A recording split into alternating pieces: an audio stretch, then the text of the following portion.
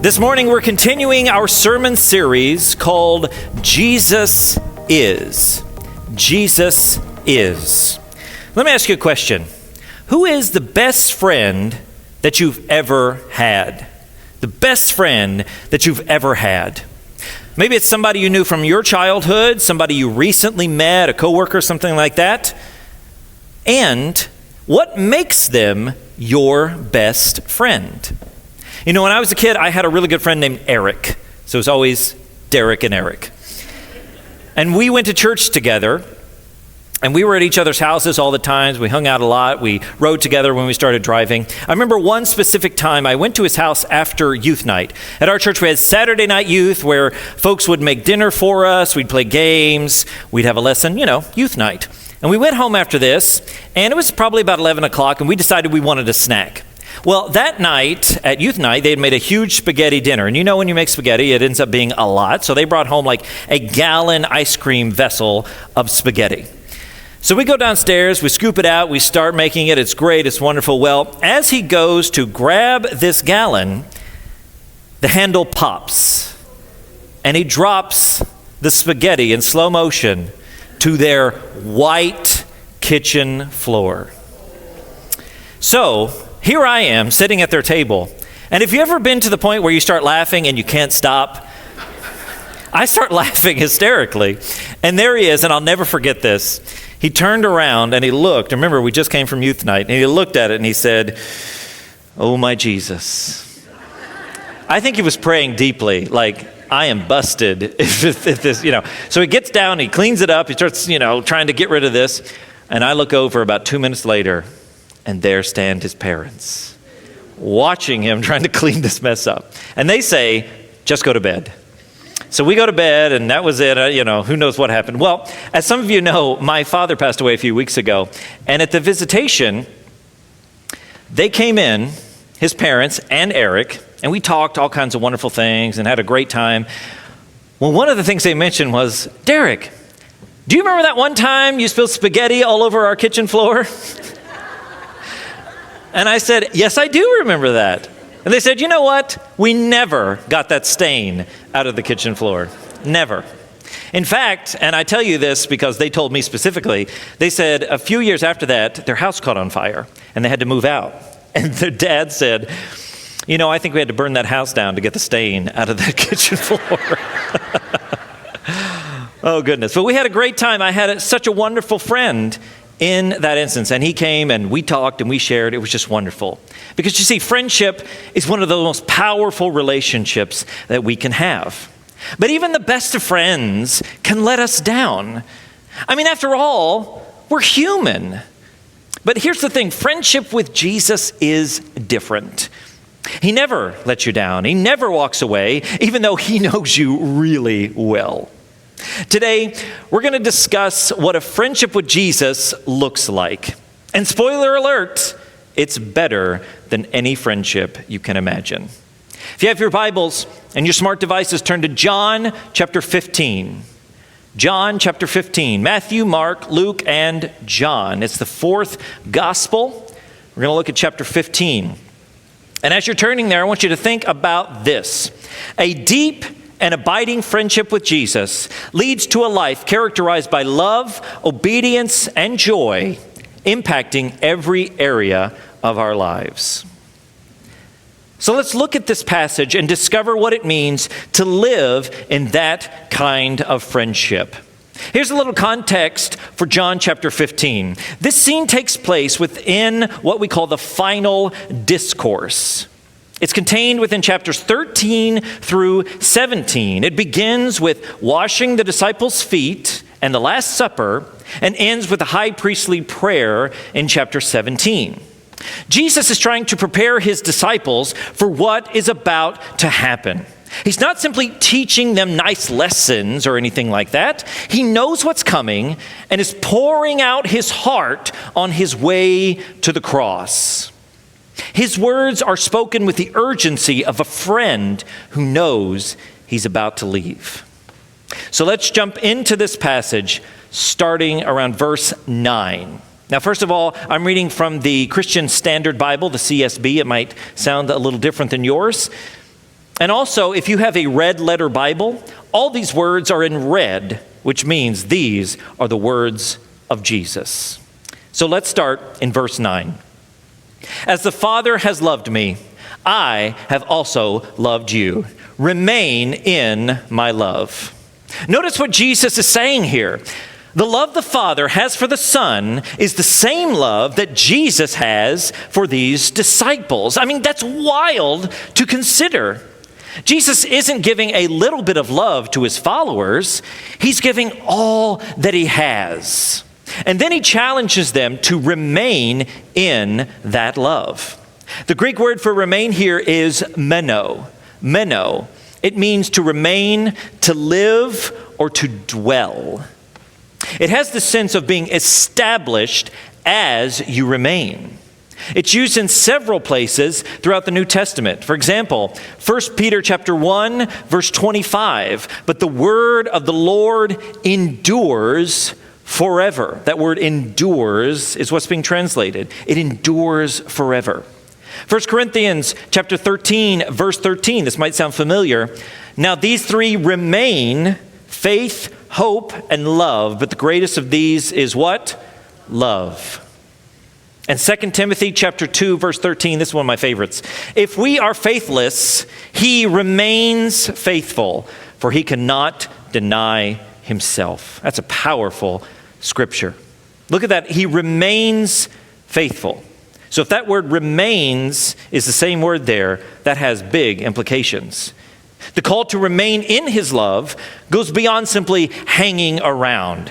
Jesus invites us to live in that love every single day like it's our home. The place that we rest in, the place we return to, where we feel safe and secure, where we can be at our most sincere and genuine. Now let's be honest. Staying in someone's love sounds extremely difficult, especially when life gets hard. How do we possibly accomplish that? Well, that's why Jesus goes on to explain how we remain in his love. Verse 10, if you keep my commands, you will remain in my love, just as I have kept my Father's commands and remain in his love. Remain in my love might seem to be a little mystical, but Jesus makes it very concrete. So, how do we remain in his love? By keeping his commands. Now, it might seem like Jesus is asking us to earn this love by being perfectly obedient. However, this isn't about earning love. It's about responding to the love that Jesus has already expressed to us. I want you to think of it like this. When you truly love someone, you naturally want to do things that honor them. In a close friendship, you're not doing things out of obligation. You're doing them out of love. Obedience, in this case, isn't some heavy burden. It's the joyful response of a heart that's living in the love of Jesus. So with that in mind, let's move further into this passage. Verse 11, I have told you these things so that my joy may be in you and your joy may be complete. Jesus now shares not only about love, but about joy. He's telling them he wants to share joy with them. That's amazing. Jesus is going to share joy with these disciples. So much joy that it fills them to the top. This joy isn't based on circumstances. Rather, it's a joy that sustains even when life is hard. Remember, Jesus knows the disciples are getting ready to face a terrible time. He's on his way to the cross, and he knows that. He's preparing them for this by giving them his own joy. Look at Hebrews chapter 12, verse 2. Keeping our eyes fixed on Jesus, the pioneer and perfecter of our faith. For the joy that lay before him, he endured the cross, despising the shame, and sat down at the right hand of the throne of God. The joy that Jesus was looking to was the reconciliation of God and his people through the work of the cross. And Jesus wants his followers to be filled to the brim with this joy. The kind of joy that helped Jesus endure even to the cross. It's the kind of joy that comes from living and abiding in God's love. Now that Jesus has shown them how to be steadfast in love and full of joy, he gives them a command. Verses 12 and 13. This is my command. Love one another as I have loved you. No one has greater love than this, than to lay down his life for his friends. And this isn't the first time he's commanded this. This actually shows up towards the beginning of this final discourse. John chapter 13, verse 34. I give you a new command. Love one another. Just as I have loved you, you are also to love one another. Jesus wants these disciples to love each other based on his example of love.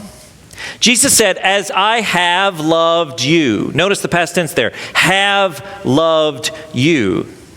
Remember though, Jesus hasn't died on the cross yet. We're in this scene here after the Last Supper, but before he's arrested and tried and put to the cross. He's basing his example of love on sacrifice, both in life and in death. Yes, Jesus is referring to laying down one's life as the greatest act of love. And this is certainly a look forward to the cross. But it's also a reminder to these men to love each other as Jesus has already shown them while he's been with them here on the earth. See, it could not be more simple and it could not be more difficult to carry out. But Jesus doesn't leave them guessing on how to love. He is the ultimate example. Now, Jesus takes this relationship with these men a step further. Remember, he just finished saying, lay down his life for his what? Friends. And let's move on to 14 and 15. You are my friends if you do what I command you. I do not call you servants anymore because a servant doesn't know what his master's doing. I have called you friends because I've made known to you everything I've heard from my Father. Wow, what a powerful statement. See, in the Old Testament, only Abraham is directly called the friend of God. Now, Jesus is extending that privilege to his disciples.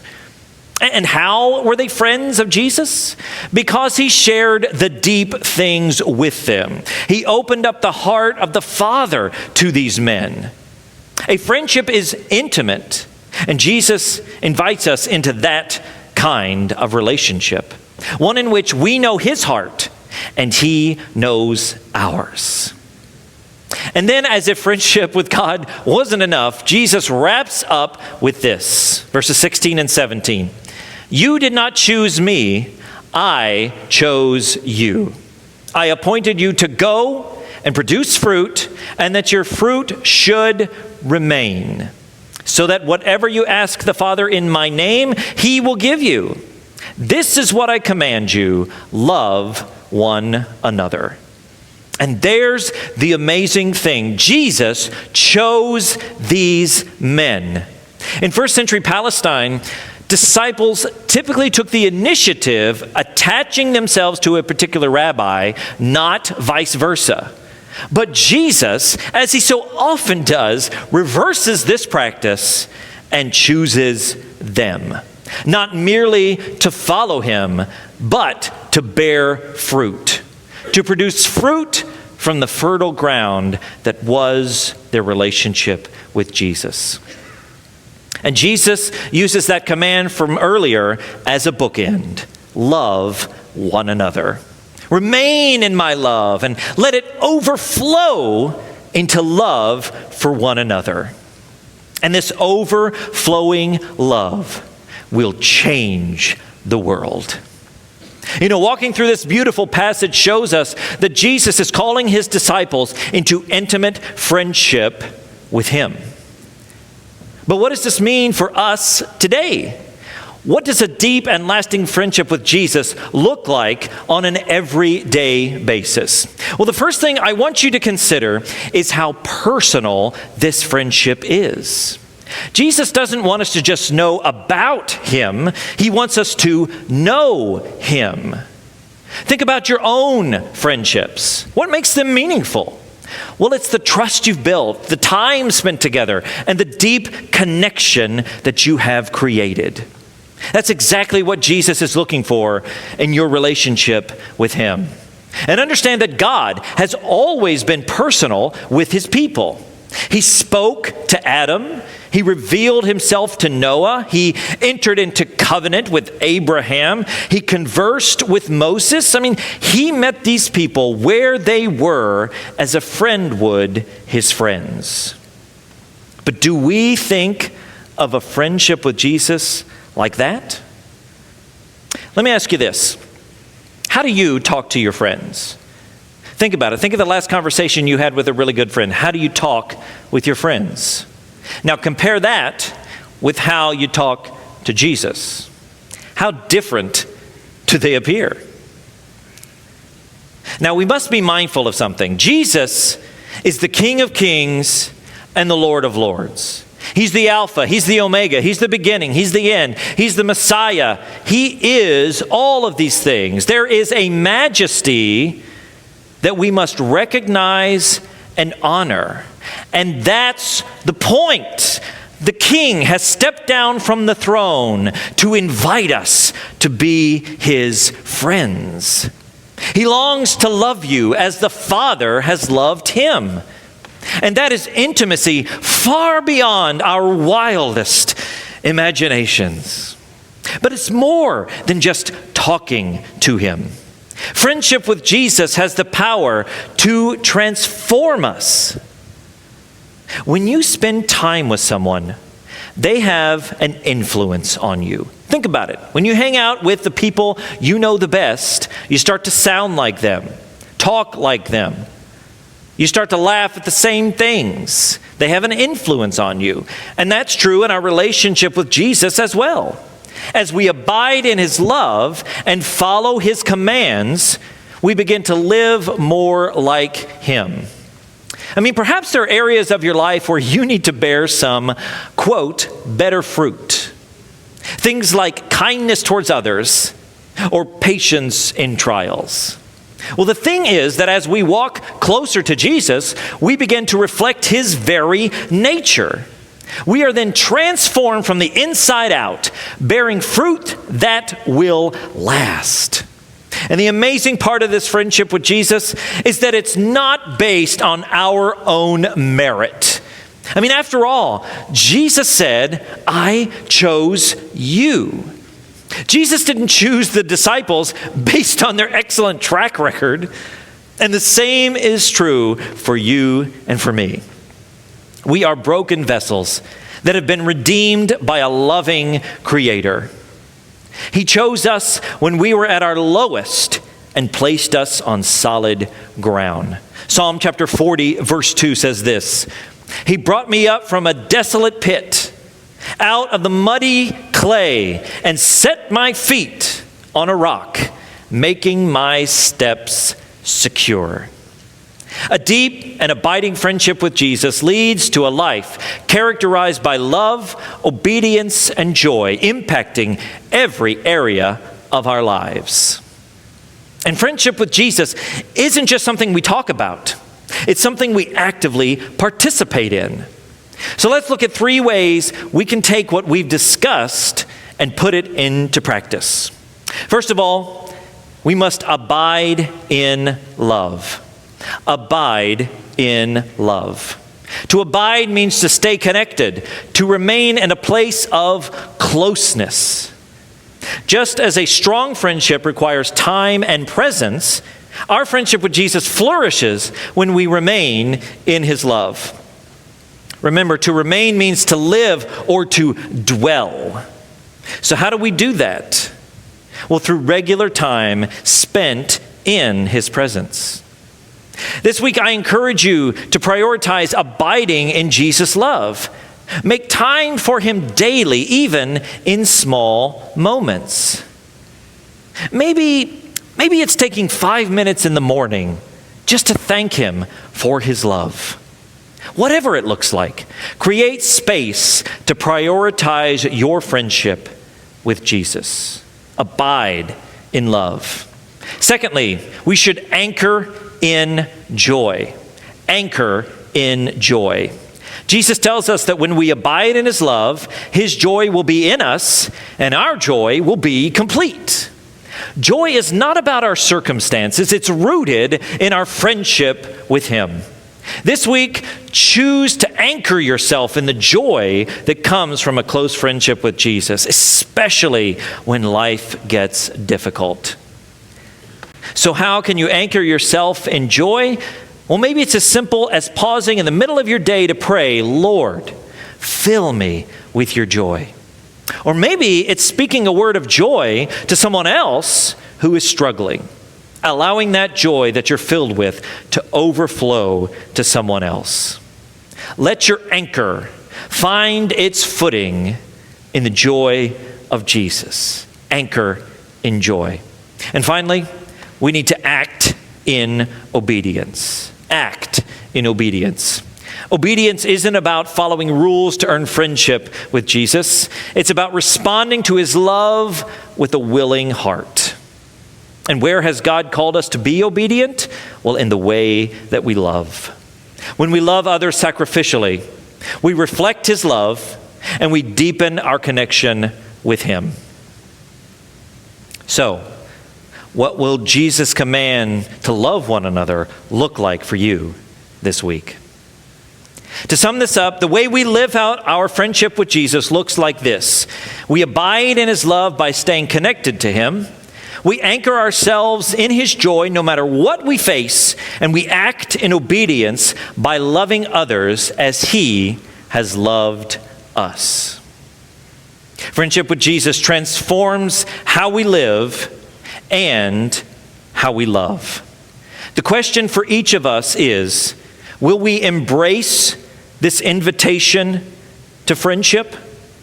Will we choose to abide in his love, find joy in his presence, and act in obedience to his call?